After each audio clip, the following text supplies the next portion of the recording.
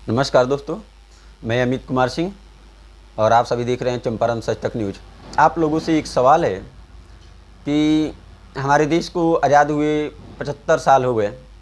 क्या इन 75 सालों में बिहार में कोई कंपनी नहीं आना चाहिए था? क्या इन 75 सालों में कोई फैक्ट्री नहीं होना चाहिए बिहार में?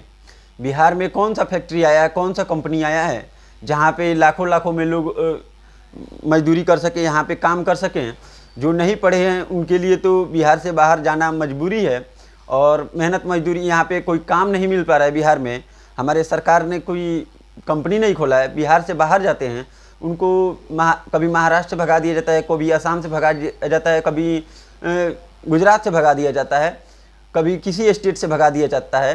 क्या किसी एक चोर के हो जाने से क्या पूरा देश चोर हो जाता है? क्या पूरा राज्य चोर हो जाता है? किसी एक व्यक्ति के बलात्कारी हो जाने से क्या पूरा देश बलात्कारी हो जाता है? क्या एक गलत इंसान से पूरा राज्य बदनाम होता है? तो ये बताइए कि देश का सबसे बड़ा चोर नीरव मोदी है, वो गुजरात का है, तो क्या पूरा गुजरात को ही हम दोषी कहेंगे? पूरा गुजरात ही चोर है? ऐसा हम कभी नहीं कह सकते हैं। क्या एक बलात्कारी के होने से पूरा राज्य बलात्कारी हो जाएगा, पूरा प्रदेश बलात्कारी हो जाएगा? तो सबसे बड़ा बलात्कारी हमारे भारत देश का आसाराम बापू है, वो गुजरात से है। तो इससे क्या हम पूरे गुजरात को बलात्कारी कहेंगे, पूरे प्रदेश को बलात्कारी कहेंगे? ये कभी नहीं कह सकते हैं। एक व्यक्ति के गलत हो जाने से पूरा प्रदेश गलत नहीं हो सकता है। तो किसी एक व्यक्ति के गलती से पूरे बिहारियों को मारा जाता है, पूरे बिहारियों को पीटा जाता है और वहाँ से खदेड़ दिया जाता है। तो आप हमें बताइए, क्या ये सही है? और हमारे जो ऐसा बिहारियों के साथ हो रहा है, क्या ये सही हो रहा है? देश को आज़ाद हुए 75 सालों के बाद भी हमारे बिहार में कोई रोजगार नहीं मिल रहा है, कोई यहाँ पे कंपनी नहीं खुला, कोई फैक्ट्री नहीं खुला। इसमें दोष आखिर किसका है? आखिर हम दोष किसको दें? मराठियों को दें, गुजरातियों को दें, आसामियों को दें?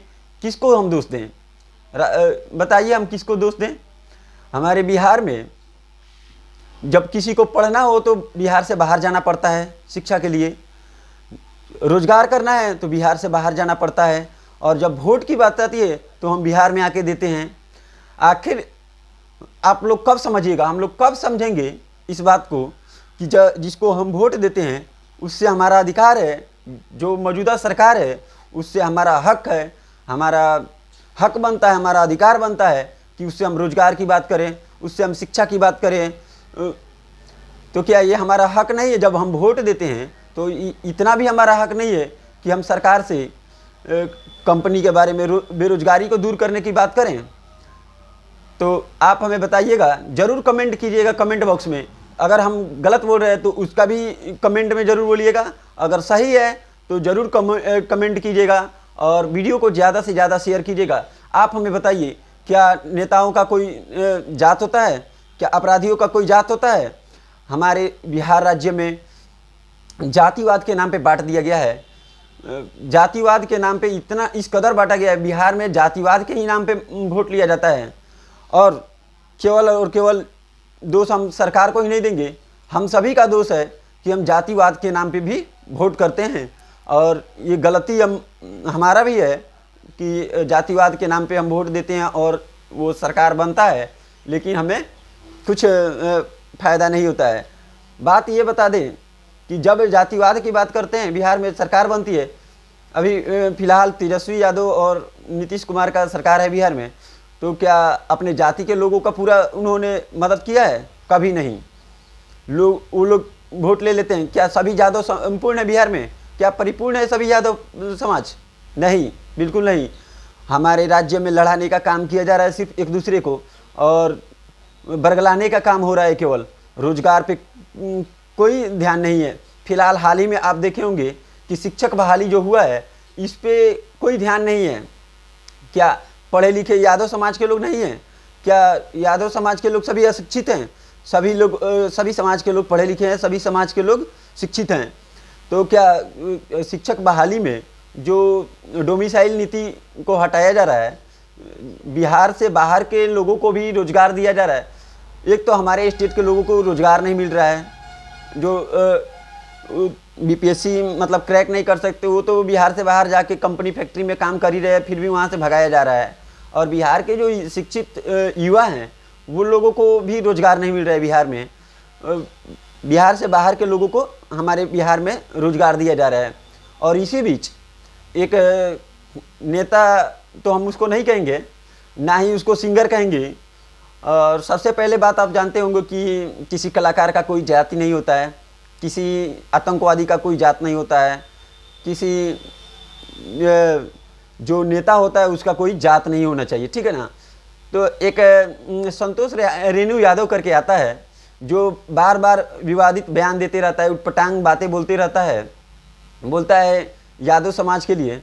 तो बताइए यादव समाज के लिए आपने कितना कुछ किया है? यादव को आपने क्या किया है? क्या आपने पूरे बिहार में यादव समाज को भी परिपूर्ण कर रखा है?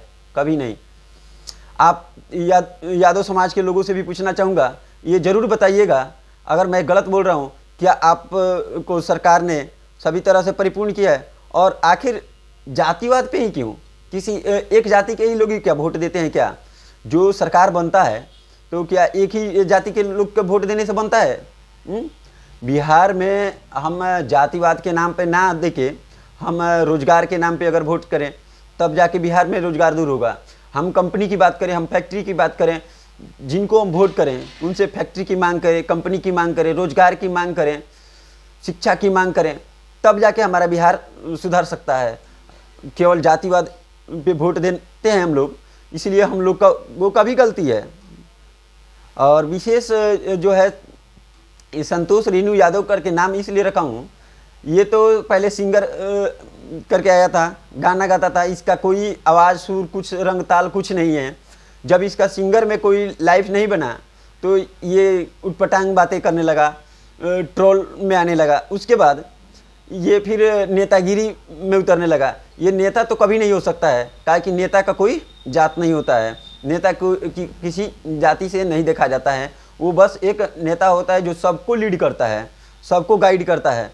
तो क्या ये संतोष रेणु यादव जो है ये क्या आपको नेता लगता है?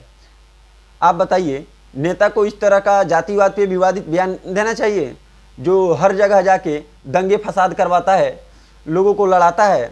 क्या मनीष कश्यप जो था वो देश के हित के लिए बात करता था, हमारे राज्य के लिए बात करता था, हमारे बिहार के लिए बात करता था, हमारे बिहार के युवाओं के लिए बात करता था, गरीबों की मजदूरों की आवाज़ उठाता था, बेरोजगारी पे सवाल करता था, तो उस पर NSA लगा दिया जाता है। क्या ऐसे जो गलत लोग हैं संतोष रेणु यादव करके, क्या उस पर NSA नहीं लगना चाहिए?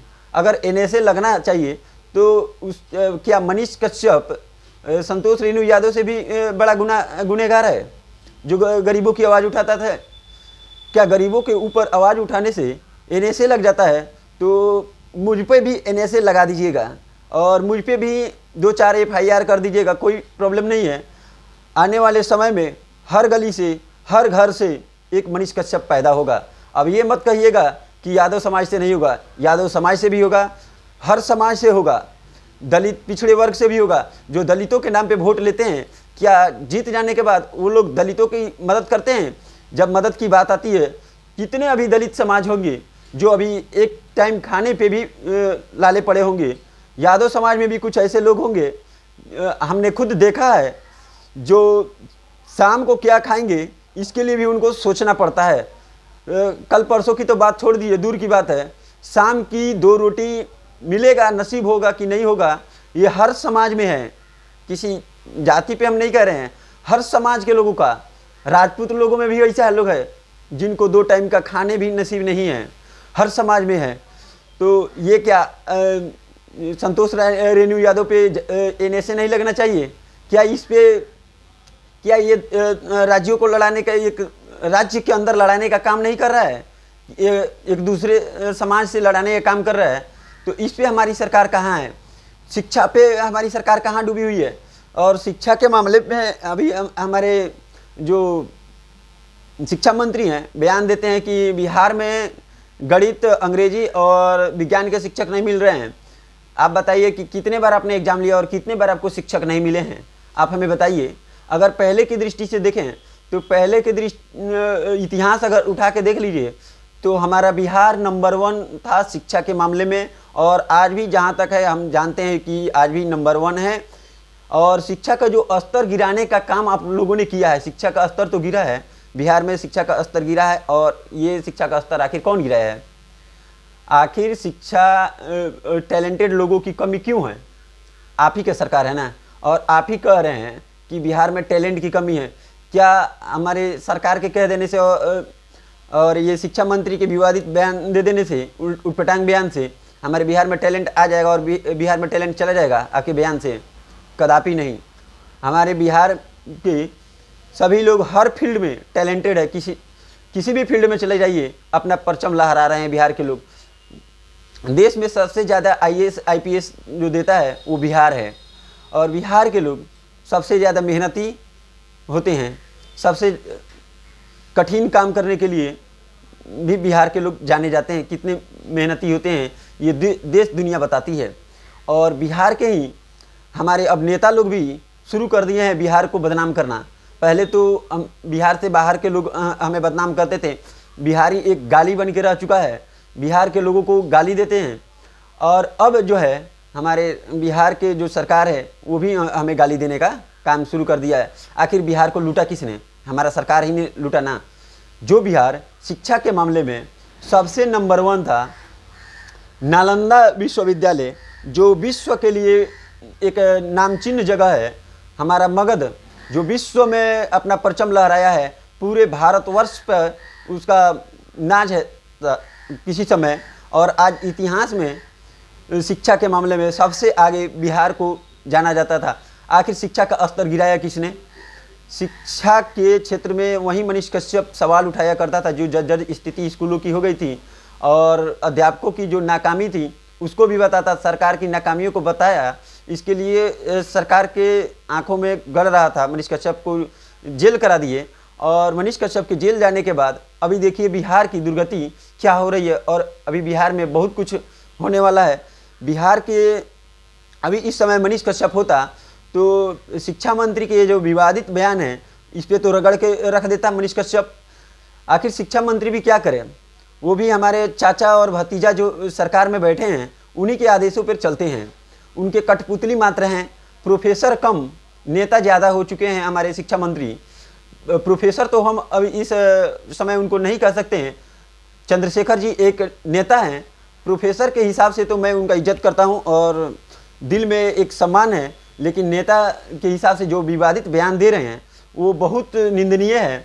और इस पे हम एक शेर कहना चाहेंगे, चाहे हम पे 2-4 FIR करके हमको भी जेल करा दीजिएगा, लेकिन ये शेर तो हम कह ही देंगे लास्ट में कि हमें तो नीतीश ने लूटा, हमें तो नीतीश ने लूटा, मोदी में कहाँ दम है, हमें तो नीतीश ने लूटा, मोदी में कहाँ दम है, हमारी किश्ती भी वहाँ डूबी जहाँ के शिक्षा मंत्री बेशरम हैं।